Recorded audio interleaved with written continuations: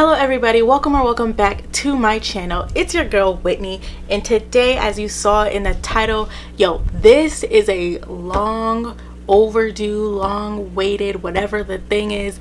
This video I've been dying to make. Listen, ever since I first started studying for this stupid Lsat, I was like, I'm going to do well because I have to tell people what I did to do well. So throughout this whole process, I was writing down notes.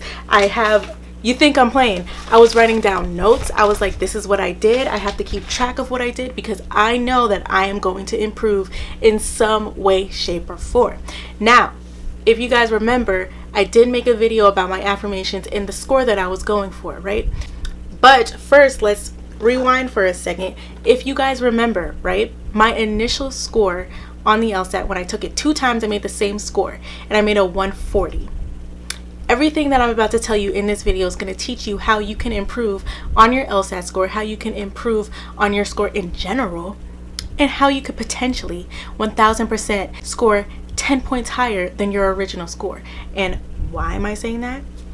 It's because your girl is living proof. So with that being said, let me introduce myself to you. On my channel, we talk about a lot of different topics, okay? We delve into different daily life things. I give you motivational advice. I even read a lot of you guys' stories and I give you advice on what you may be going through. If you have anything that you need advice on, don't forget to hit up my email. Also, don't forget to hit up my different social medias because I'm trying to build on that and I want to connect with you guys more.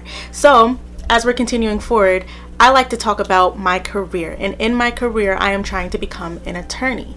So if you want more videos on law and anything like that, head over to my playlist. You're gonna see Let's Talk About Law. I think that's what I named it, but you'll see whatever whatever advice I have for what I've learned with law school and in general, you'll find that in that playlist. So let's get right on into these tips. Okay, so the first thing on our list of things that I have advice on. First, I should give a disclaimer because I want to let you guys know that there's just baseline advice that's out there that's amazing that will help everyone out. And I definitely applied all of those advice to what I learned today.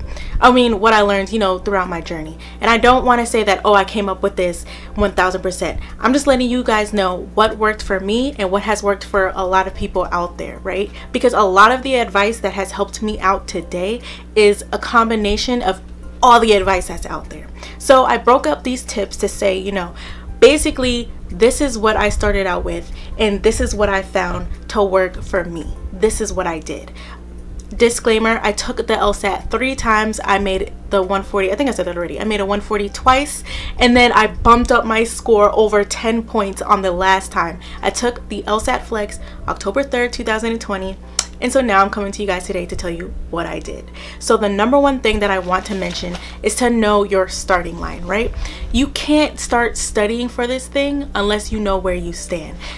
Regardless on if you took the test before, regardless on if you've never taken the test, you have to have a raw score. And the purpose of having a raw score is to know your strengths, your weaknesses, and how to move forward. So basically, even though yes, I did take it before, when I was studying for this Lsat that was coming up, I had to take it again, and my raw score did not improve. No, it was a 140, and I could have started studying and being like, you know what, I got it twice before, I should know that that's where I'm going to be. But that's not the truth, because what if my strengths change? What if my weaknesses change? And what if I'm just not studying appropriately? What if I'm not doing myself justice by not understanding where I lack? So a few things that I was weak in was, well, not a few things, I definitely was weak in reading comp. That was the weakest section that I ever had.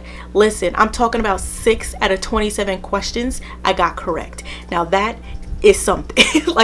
And for analytical reason, that was my strongest section ever. I'm talking like 18 out of 23 correct. There was one time I got 20 out of 23. And I was patting myself on the back like, girl, you got it.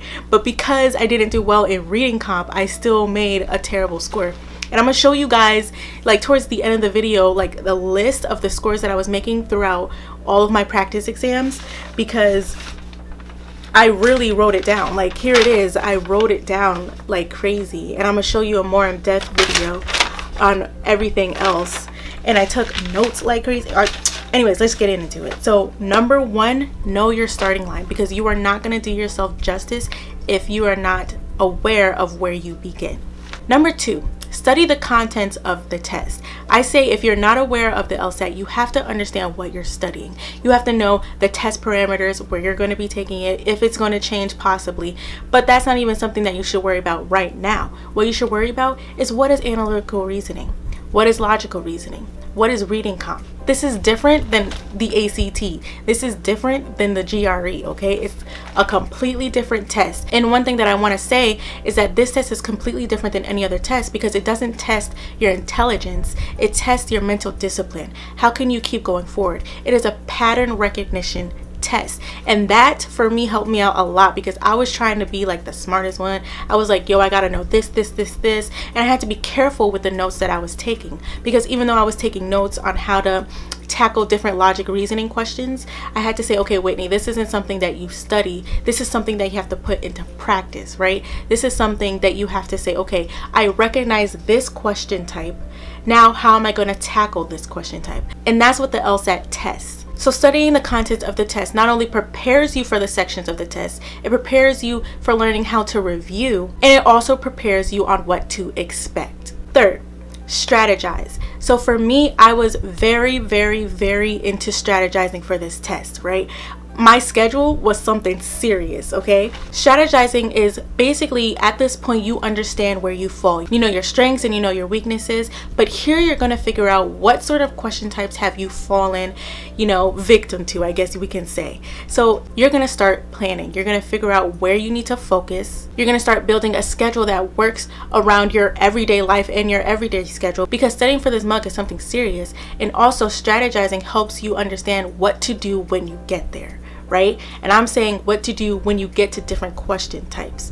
Okay, so for me, strategizing was kind of like planning out my day and how I'm going to study for the LSAT, where I'm going to put in my breaks. What specifically do I need to focus on? So for example, Mondays, at some point, because you can continue to change your planning, your schedule. You can re-strategize however many times you need to.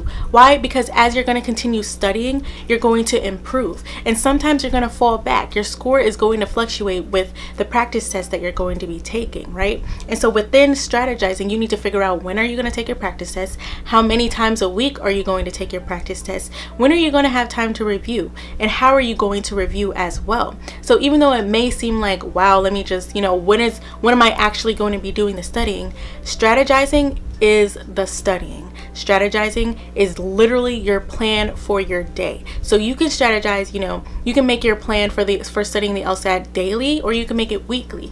I did mine like bi-weekly, because like I would go through a week, and if it worked for me, I would keep it. I don't even want to say bi-weekly. I just did it whenever it was needed.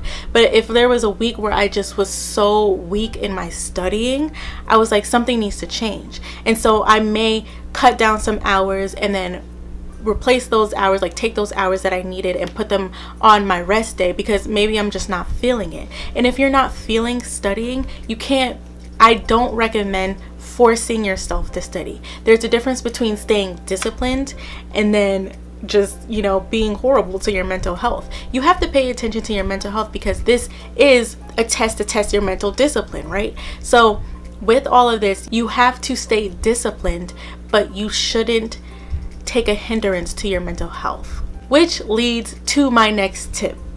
Build your mental discipline. Again, this test tests your mental discipline. So a couple things that you can do is that I suggest studying for the LSAT full time, depending on where your score is. If your score was as low as mine, you probably need to take the time to study a lot. Okay, like for example, I studied 6 hours a day for 6 days a week, and sometimes I didn't meet that 6 hours, but I didn't kill myself over not meeting it, because I know that not only am I human, not only do I have things to do. 6 hours, like, what do you mean? It's 6 hours a day, and like, who really has that time? But you know, due to what's going on in 2020, I had that time. So I was kind of lucky in a sense to where I was able to have that time to study as much as I have. But there's people out there who don't have the time. So your job is to figure out you know, to strategize and to figure out when are you going to have that time and to stick to that time, because this is a mental discipline test. Also, I want to make it clear that regardless on if you're taking the LSAT or the LSAT Flex, these tips apply as well. So as I was continuing going towards, as it was getting closer to the LSAT Flex, a lot of the practice tests that I was taking were 3 sections, and I would just take those back to back. I would take those 3 times a week, or sometimes even more, because I was trying to build my mental discipline.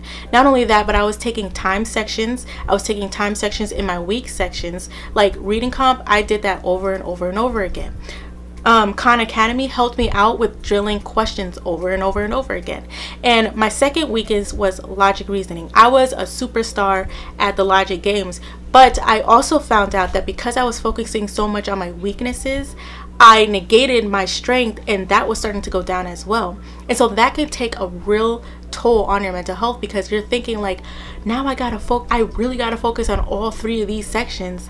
And even though I was strong over here, now it's going down, and you don't want that, right? So you have to keep up with your strength, so that way you can even improve on your strength as well. Because this may seem, I know I keep saying this, but because this is a test of mental discipline, you cannot negate your mental discipline. You cannot negate your mental health either. So you have to take the time to say, okay, am I going to study for the LSAT today?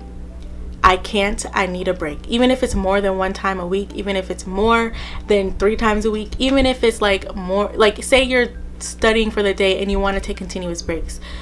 Don't be ridiculous, but you do have to take your mental health into consideration, because on test day you can't pause at all. You can't say, oh, let me take a break at all. And even though the 5-section test has a what is it, 15-minute break?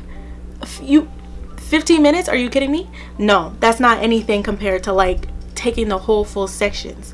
For me, as I was taking the test, after practicing all of these advice that I have accumulated over the time of studying, I found that the actual LSAT was easy. That's because I practiced on my mental discipline. I wasn't like, oh my god, I'm done. I wasn't, you know, trying to push through any of the sections, because it just felt like I was taking another practice test. So in order for you to build your discipline, I suggest taking a lot of time sections, because you're going to have to know, you know, how can I answer these questions in this allotted time, because you don't have a lot of time. I'm not trying to scare you. That's just what it is, right? And so I say take a lot of practice tests as well. Now, if you're scoring higher, say you're making like within like 165 or something like that, I still suggest to do the same thing. You may not have to study for 6 hours a day, but you still need to build your mental discipline, because you got to maintain that score somehow, right? You don't want to go below what you've been making in the practice test. Number 5, I say to utilize your resources. This, if anything, I feel like this is one of the very, like, if not number 1, number 2, so important. Utilize your resources. I don't think you have to pay for anything, you know, given that, like, I didn't pay for anything. Yeah, I didn't pay for anything. I knew people who took the LSAT and made really well on it, and they, you know, gave me all of their books. They gave me a lot of the Power Score books. I knew someone who had a Kaplan course, and we studied together, so that helped me out a lot. So a lot of the resources that I use that I didn't pay for at all, and I'm trying to find it so I can tell you guys what I used. Here we go. So, okay. LSAT Hub, Khan Academy, Kaplan, a lot of YouTube videos, LSAT Unplugged, which is on YouTube. I use a lot. Okay, I put my own practice, so I use a lot of books. I had a big ass book of logic games, and I just drilled those motherfuckers. I'm trying not to curse. I just drilled like a lot of those games. I put YouTube videos twice. Velocity. Listen, if you're needing to review Velocity, even the free portion of Velocity helps a lot. He doesn't get too in-depth, like with you know, when you're just trying to figure out, you know, like, but how. He kind of helps with the how, but you're still gonna have questions, and if you want to pay for it, you can. But the guy on there has a bunch of videos that you can watch him do, like the logic games, watch him go through the reading passages. Like, it really does help. I said Khan Academy, Power Score. There's this online thing. I'm gonna link everything down below, but there's this online thing, this website where it's kind of like a what do you call those things? Like a, I forgot what you call those things, but a forum. It's like a forum where everybody puts their questions on there, and then there's a lot of people who may have the same question as you. You could search up whatever test you took, search up whatever section you need help on, look for the questions, and there's going to be a lot of help under there. Sometimes there won't be any help under there because, you know, sometimes the people who were answering the questions just didn't get to it fast enough, or some other people would help you as well. So now that I gave you guys, you know, the basic foundations on how to start with the LSAT and how that can help you improve your score, let me tell you what helped me. I don't want to say it like that because all of these helped me out, but let me tell you what I did specifically. So how I first started is that I made a schedule, and you guys are going to see the schedule pop up on the screen, right? You see that myself, I woke up at like 7:30. I studied every day for 6 hours, 6 days, not every day. I studied 6 days out of the week for 6 hours. Sometimes I would go over because some days I wouldn't study the full 6 hours, and I was so upset with myself that I would like continue for it and like be like, okay, I need to attach 3 hours to the 6 hours. But it's really not as bad as you think, right? So as you guys saw, I woke up at 7:30, eat, begin LSAT. This was Monday through Thursday. Fridays and Saturdays, there was a point that I was just starting, you know, I would take the LSAT on those days, go to the gym, you know, forget about it, then come back to it, right? So how I would break up my schedule is that I would wake up, do 2 hours, hour break, 2 hours, hour break, 2 hours. And then I found that I was starting to get lazy when I came back after the hour break. Like if I took a nap or something, I wouldn't be doing anything. So I was like, okay, I need to cut it down. And so I did this thing where I was like, okay, 2 hours and 30 minutes, 30 minutes, then another 2 hours and 30 minutes, 30 minutes, and I'm good. And then I found out that like, because, not 30 minutes, but you know, I found out that because I wasn't coming back too much, like taking too much breaks, I learned that for me, too many breaks is a problem, right? And so another thing that I also found is that if I do 1 hour, 15-minute break, 1 hour, 15-minute break, and then take a whole, then the 30 minutes focus on the LSAT, then take another, you know, 30-minute break. That actually helped me out a lot because I wasn't taking too long of a break. I was focusing on my mental health, right? So because I was studying and trying to build up my discipline, I was like, okay, Whitney, we're gonna do this in increments. And so I started out with increments, and then I got larger, and then I was able to study for like a full hour and 30 minutes or 2 hours with no problem. And that's the goal that I was trying to reach. The next thing that I learned with my own personal studying was that I needed to learn how to review. So for reviewing, you don't just look at your wrong answers. You have to look at the right answers as well. So the next time you want to get those answers wrong, and then you just have like all these answers wrong, and you're like, what the hell? Like sometimes I would look back at the questions that I got right once before and then wrong this time, and I was like, but I knew that though. Like, why did I do that when I knew that? Like, so a lot of this is just, I don't want to say it's like memorizing everything, but in a way it kind of is, because what is pattern recognition, you know? Kind of memorizing everything, right? So that's what I had to build for myself. I had to learn how to review.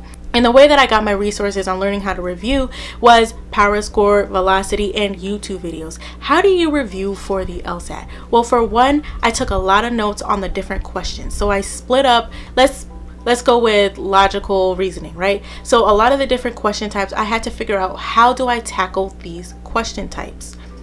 For example, necessary assumptions versus sufficient assumptions, recognizing causal, like recognizing, girl, it's been a minute. I don't know. Inferences, like a lot of those, I used to get a lot of the necessary and sufficient assumptions flipped, and then I learned how to tackle that. So one thing that I learned how to tackle that was SIA, and that's what I call it. So SIA is conclusion, evidence, assumptions, and then answers. So first I would find the conclusion in the necessary and sufficient assumption questions. Then I would find the evidence for that conclusion. Then I would say, okay, so what are they looking for in the answer choice? And then I would go to the answers. And that is a part of reviewing. Why? Because when you go back to your work, you're following your thought process. That's another thing that I took notes on as well. When I would review my full question, not my full questions, but my full practice test, I would say, okay, what was your thought process here? And I would make little notes on what I was thinking about with these different questions and how I need to change that thinking. So for example, I was like, okay, so I thought here that when they said X, Y, and Z, I thought they meant Y, X, Z, right? And that's not the case. So a lot of things, oh, perfect example. So for the disagreement questions, right? I learned that if someone's talking about A and they say, I don't really like that because of this reason, I would say, okay, they're disagreeing over the reason, which that wasn't true. They were disagreeing over the problem, right, at hand. But sometimes I would get that confused because the response would be like, oh no, because that's not true. That reason is wrong because yada, yada, yada. And they're not necessarily disagreeing about the reasoning. They're disagreeing about the problem at hand. And I know that that may sound like straightforward, but when you're reading it and when you're being timed, it's like, okay, what, right? You have A, B, C, you're talking about A, so why'd you even talk about B and C? Why'd I need to know that? Well, the point of the test is to confuse you. So I had to find different ways in order to tackle the different question types. Reviewing and taking practice tests was a big part of my studying because not only did it build my mental discipline, but it helped me understand what I was doing wrong. I found that, for example, reading comp, I found that I took too long when reading the passages. One thing that helped me out significantly was that when I take the test, I don't read all the passages. I only read 3 out of the 4 passages. I choose the ones that have the most questions because, like, listen, some of them have 8 questions and another one has 6 questions. I'm like, why am I going to sacrifice 8 questions for the 6 when I should just take the 6? You feel what I'm saying? So on the, like, I did this on, you know, test day as well. I said, okay, 8, 7, 7, 6. And then if, okay, so let me make this make sense, right? So 4 passages. Passage 1 has 8 questions, automatically doing it. But the last 3, this one has 7 questions, this one has 7 questions, and this one has 6 questions. Then I would say, okay, let me look. I would be sacrificing 1 question if I did the 6-question passage. But let me look at the topics. Science, I was really good at. So I was like, okay, 7-question, good. Science passage, automatically doing that. The thing that I failed was, I think it was the social science passages. So if I had to if I had to debate between the social science or the humanities passage, and the humanities had the 6 questions, I would choose doing the humanities because I knew that I was going to get more questions right within that other than this gamble, right? Like, I'm already gambling, but I would choose C for the passage that I didn't do. I would choose C for all of that. Most of the times I would do very well, and I don't want to say very well, but you know, as opposed to getting 0 right, like I would make it 1 or 2 in the passage right. But I learned that while doing that and while practicing that way, I learned that I was starting to build up my reading comp, right? Like it started to be like 9 out of 27, then 11 out of 27, and then 17 out of 27. And I was like, you know, like this is really working for me. And how did I learn that? Through reviewing. So the last thing that worked specifically for me that I kept repeating over and over and over, like doing my different things, is of course strategizing. I know I mentioned that before. It helped me out a lot because as I was improving, I was like, okay, so I'm going to need to kind of switch out my days. I'm going to need to figure out when I can incorporate more practices so that way I can build my discipline some more. The last month of the exam or of the studying, I was focusing more so on my mental discipline because at that point I felt like I could learn something new, but am I going to be able to practice it as well to where it's going to be implemented on test day? So for the first, like in September, for the first 3 weeks, I was trying to learn new things. But for like the last 2 weeks, you know, the first week of October and the last week of September, discipline, discipline, discipline, discipline, over and over and over. I was looking up videos like what to do in the last 2 weeks of the Lsat, what to do a day before the Lsat, like things like that. And if I needed to adjust and make changes based on, you know, what I was doing, if I was improving or not, then I would do so, because you have to keep track of your studying. If you do the same thing that you're doing in the beginning, I cannot guarantee that it's going to give you the best score possible because you're improving, right? You're no longer at the starting line. We're kind of on a race here to see what score are you gonna get, and so you're going to have to challenge yourself during this process. So for example, when I was strategizing, right, like this is midway into the studying process. So like Mondays I would take full test and review. Tuesdays, I would review logic reasoning and drill logic reasoning, right? I would look at the fallacies and different vocabs, right? Because I didn't know some of the words that they were asking me. And so some of the questions I would assume that they were asking X, Y, and Z. But if I don't know different vocab, then what the heck, right? So I would try to look up the different vocab that I didn't know and kind of place it together, right? Wednesdays, logic games. Thursdays was reading comp. Fridays was full test and review. And then Saturdays, I would go over those questions that, you know, I spent too long on. And then I would go over vocab that I didn't understand. And pretty much anything that was extra help. Now, towards the end of my studying, that remained. However, I was taking practice tests on Mondays, Fridays, and Saturdays. And then I got to the point to where I was just taking practice tests on Fridays and Saturdays because it got to the point to where my mental discipline was there and I'm starting to get tired of taking tests. I don't want that to happen, and I didn't want to get tired of taking the test on test day. So I was like, let me back it up a little bit. So the reason why I was saying you got to strategize is because you have to know yourself. You have to put yourself in the best position possible to do the best. So while I made a 140, my score jumped up to a 151. And I know that's still a little bit on the average scale. I still think that I did exceptionally well because who you gonna see make it 11 points higher than what you made before? They keep, like, people tell you all the time that the average that you're gonna increase your score is like maybe 7 to 10 points, right? I was able to get outside of that bracket. Even though it's only 11 points, that's outside that. That's amazing. That's outside that bracket.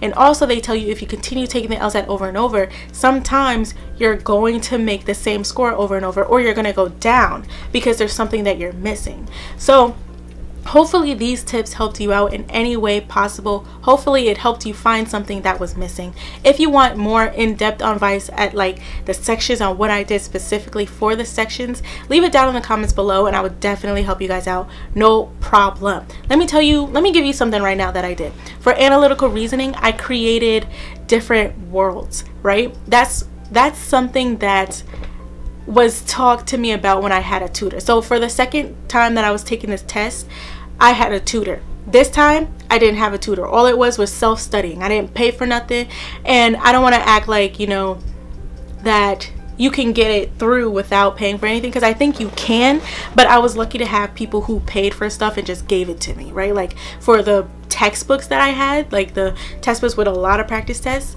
that helped me out a lot. I didn't have to pay for that, but they paid for that, and they were like, here, I have, you know, freebies, here you go. And I was like, cool. So for analytical reasoning, my tutor back then called it worlds, but what it's called in the Lsat world is deductions, right? So when I first came towards a game, I would anticipate what they were going to ask. So I would look at my rules and I would say, what's something that they're probably gonna want to know when, you know, they're asking these questions. So if I saw a rule where it was like W can't be next to H, or W has to be next to H, I would be like, okay, so if W was in out of 7, you know, out of 7 placements, if W was in 2, where would H be? H has to be in 1 or 3, right? Or W has to be immediately before H. So that means H can't be in number 1. And so I would write out those deductions and say, okay, this is going to help me out with my test. And I would make like 3 different worlds, and that would help me out with the questions continuing forward. And I would do that for each specific game. That helps for ordering, that helps for grouping, that helps for mix, that helps for every last one of them.